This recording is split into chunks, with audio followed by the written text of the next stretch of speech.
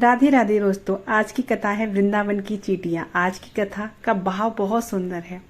एक सच्ची घटना है, सुनिए। एक संत की। वे एक बार वृंदावन गए, वहां कुछ दिन घूमे फिरे, दर्शन किए। जब वापस लौटने का मन किया तो सोचा भगवान को भोग लगाकर कुछ प्रसाद लेता चलूं। संत ने रामदाने के कुछ लड्डू खरीदे, मंदिर गए, प्रसाद चढ़ाया और आश्रम में जाकर सो गए। सुबह ट्रेन पकड़नी थी, अगले दिन ट्रेन से चले। सुबह वृंदावन से चली ट्रेन को मुगल सराय स्टेशन तक आने में शाम हो गई। संत ने सोचा अभी पटना तक जाने में 3-4 घंटे और लगेंगे, भूख लग रही है।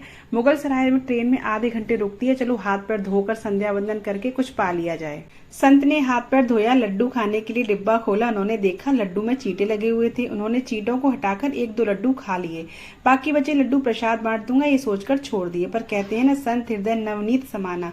बेचारों को लड्डुओं से अधिक उन चींटों की चिंता सताने लगी। सोचने लगी ये चींटे वृंदावन से इस मिठाई के डिब्बे में आए हैं, बेचारे इतनी दूर तक ट्रेन में मुगल सराय तक आ गए हैं। कितने भाग्यशाली थे, इनका जन्म वृंदावन में हुआ था।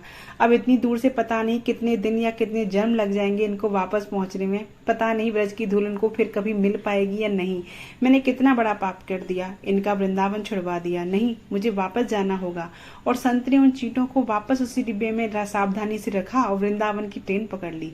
उसी मिठाई की दुकान के पास गए, डिब्बा धरती पर रखा और हाथ जोड़कर, मेरे भाग्य में नहीं है तेरे ब्रज में रह सकूं तो मुझे कोई अधिकार नहीं कि जिसके भाग्य में ब्रज की धूल लिखी है उसे दूर कर सकूं। दुकानदार ने देखा तो आया, महाराज चींटे लग गए हैं तो कोई बात नहीं, आप दूसरी मिठाई तुलवा लो। संत ने कहा भैया मिठाई में कोई कमी नहीं थी, इन हाथों से पाप होते होते रह गया, उसी का प्रायश्चित कर रहा हूँ। दुकानदार ने जब सारी बात जानी तो उस संत के पैरों के पास बैठ गया, भावुक हो गया।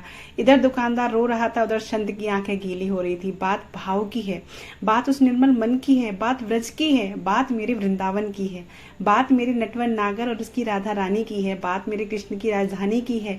बूझो तो बहुत कुछ है, नहीं तो पागलपन है। बस ये कहानी घर में जब भी बाहर जाए तो घर में विराजमान अपने प्रभु से जरूर मिलकर जाए, और जब लौट कर आए तो उनसे जरूर मिलें, क्योंकि उनको भी आपके घर लौटने का इंतजार रहता है। घर में यह नियम बनाइए कि जब भी आप घर से बाहर निकलें तो घर में मंदिर के पास 2 घड़ी खड़े रहकर कहें प्रभु चलिए आपको साथ में रहना है, ऐसा बोलकर ही घर से निकले। क्योंकि आप भले ही लाखों की घड़ी हाथ में क्यों न पहने हो, पर समय तो प्रभु के ही हाथ में है ना।